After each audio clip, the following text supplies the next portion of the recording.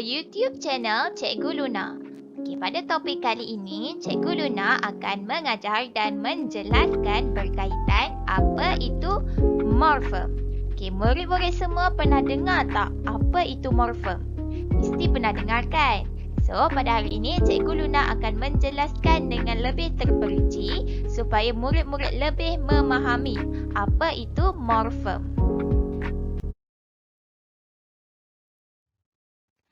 Okey, jadi morfem ini merupakan unit yang terkecil dalam bahasa yang mempunyai fungsi gramatis atau yang menjalankan tugas nahu. Morfem juga terdiri daripada satu unit dan tidak boleh dipecahkan kepada unit bermakna atau nahu yang lebih kecil. Berdasarkan kedua-dua kenyataan ini, jadi morfem ni adalah unit yang terkecil dalam bahasa dan morfem juga terdiri daripada satu unit dan tidak boleh dipecahkan kepada unit bermakna yang lebih kecil.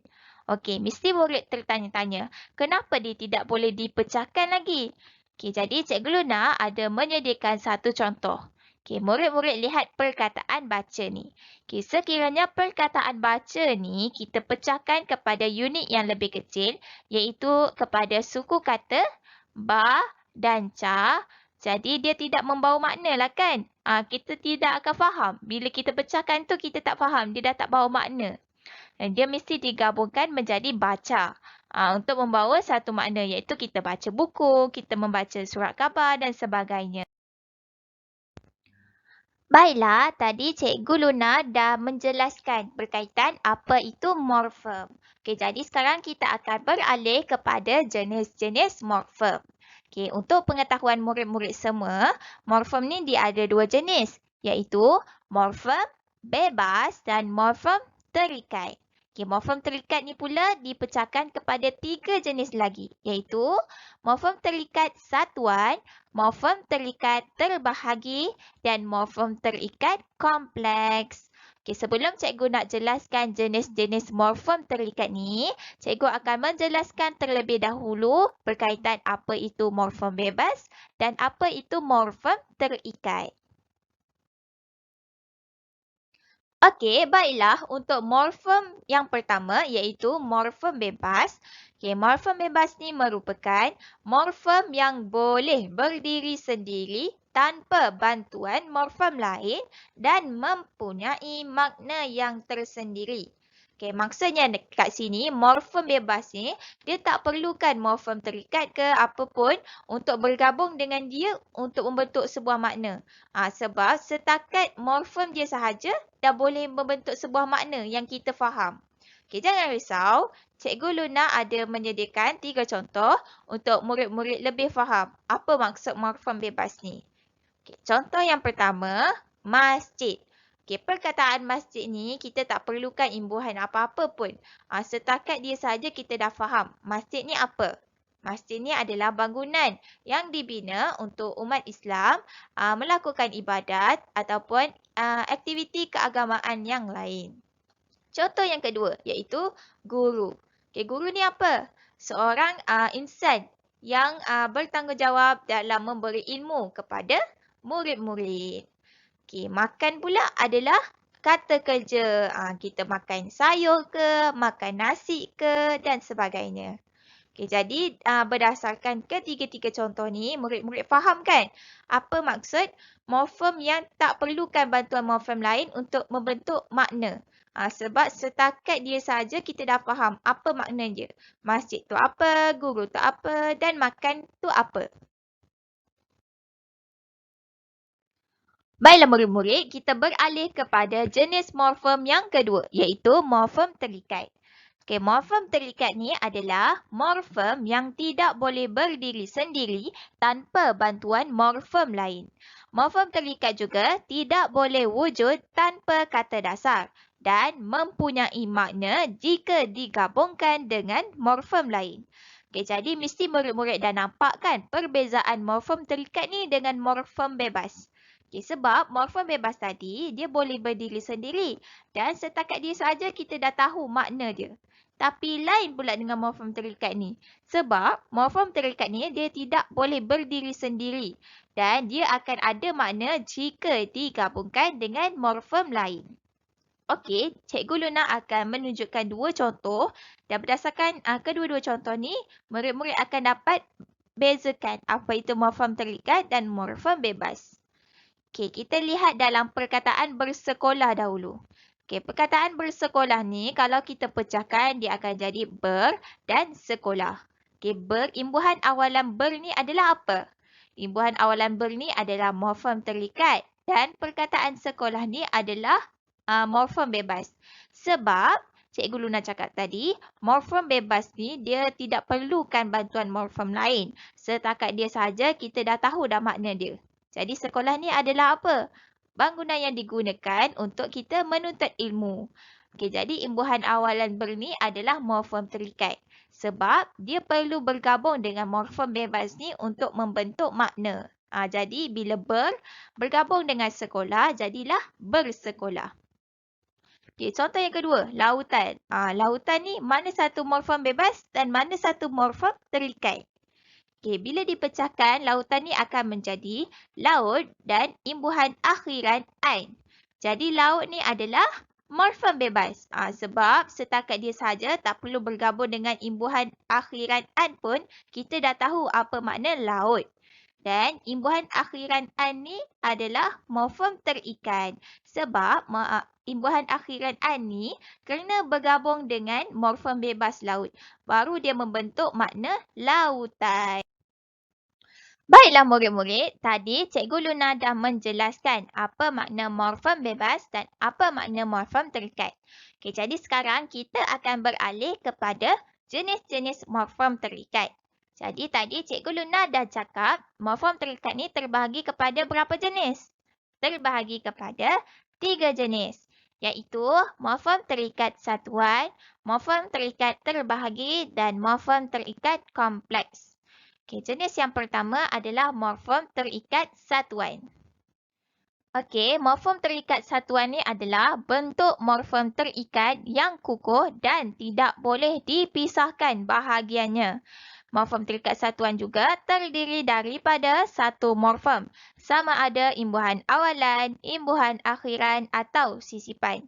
Jadi maksud dia dekat sini, morfem terikat satuan ni dia tidak boleh dipisahkan. Dan dia terdiri sama ada antara imbuhan awalan ke, imbuhan akhiran ataupun imbuhan sisipan. Okay, contohnya dalam perkataan berlari ni. Berlari. Okay, jadi morfem terikat satuan dia adalah imbuhan awalan ber. Seterusnya, perkataan tertidur. Morfem terikat satuan dia adalah imbuhan awalan ter. Dan melukis. Morfem terikat satuan dia adalah imbuhan awalan me. Okey, untuk contoh morfem terikat yang kedua adalah morfem terikat terbahagi. Okey, morfem terikat terbahagi ini adalah morfem terikat yang strukturnya dipisahkan oleh kata dasar. Morfem terikat terbahagi ini terdiri daripada imbuhan awalan dan imbuhan akhiran yang berlaku serentak. Salah satu daripada morfem tersebut tidak boleh digugurkan. Okay, jadi maksud dia dekat sini, morfem terikat terbahagi ni, struktur dia dipisahkan oleh kata dasar. Dan morfem terikat terbahagi ini terdiri daripada imbuhan awalan dan imbuhan akhiran secara serentak. Dan salah satu daripadanya tak boleh digugurkan. Dia berbezakan dengan morfem terikat satuan tadi.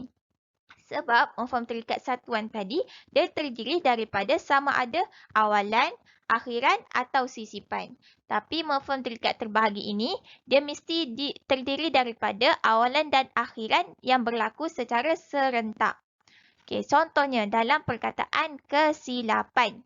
Okay, jadi morfem terikat terbahagi dia adalah imbuhan ke dan an. Sebab kalau kita gugurkan imbuhan akhiran an, dia akan jadi kesilap.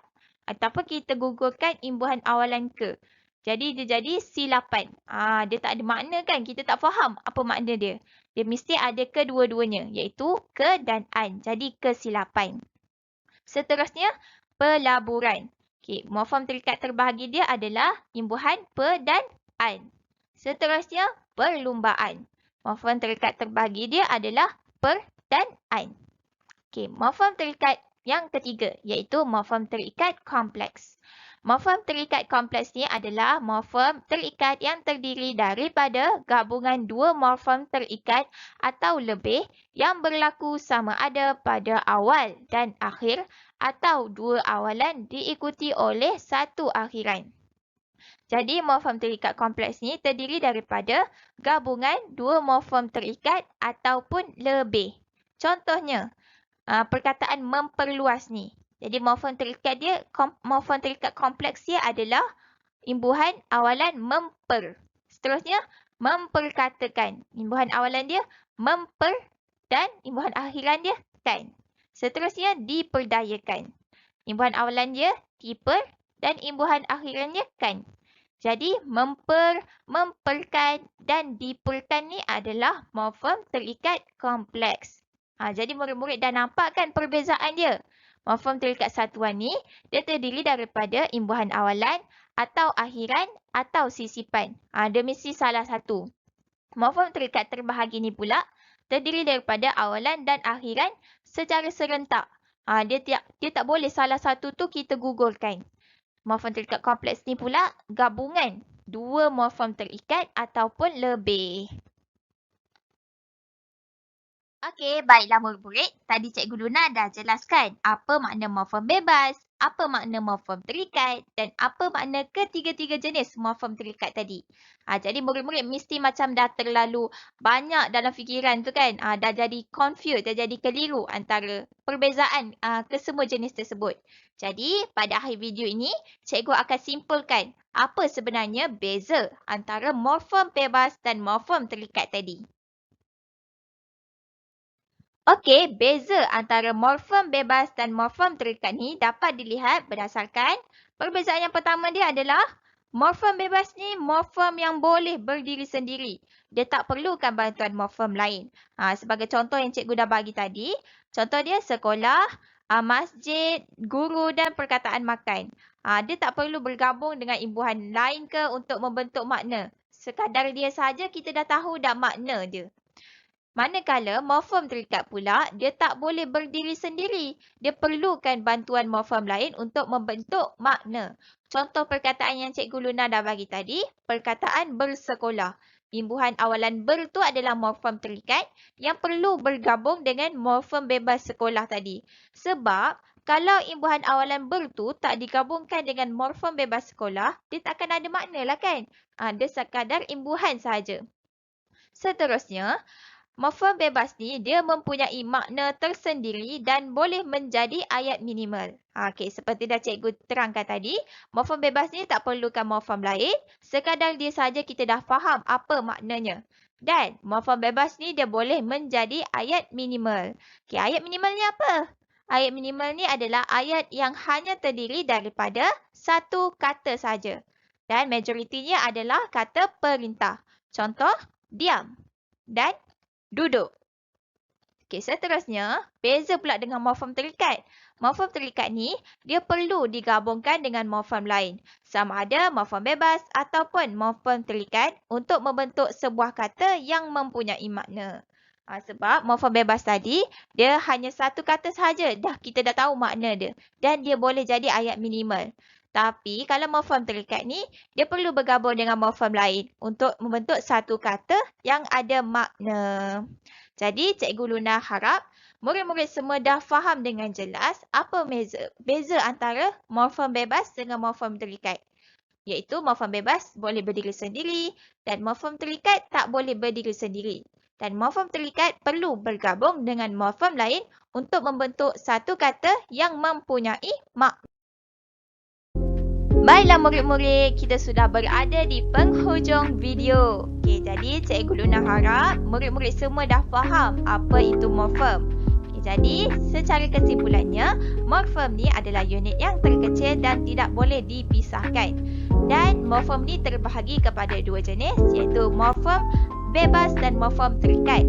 Morfem bebas dia boleh berdiri sendiri, manakala morfem terikat dia tak boleh berdiri sendiri. Dan morfem bebas sekadar dia sahaja kita dah tahu makna dia. Manakala morfem terikat pula, dia perlu bergabung dengan morfem lain, barulah dia ada makna yang kita faham. Dan morfem terikat terbahagi kepada 3 jenis, iaitu morfem terikat satuan, morfem terikat terbahagi dan morfem terikat kompleks. Okay, jadi Cikgu Luna harap murid-murid semua sudah faham dengan semua penjelasan Cikgu Luna berkaitan dengan morfem sebentar tadi. Okay, terima kasih semua. Bye!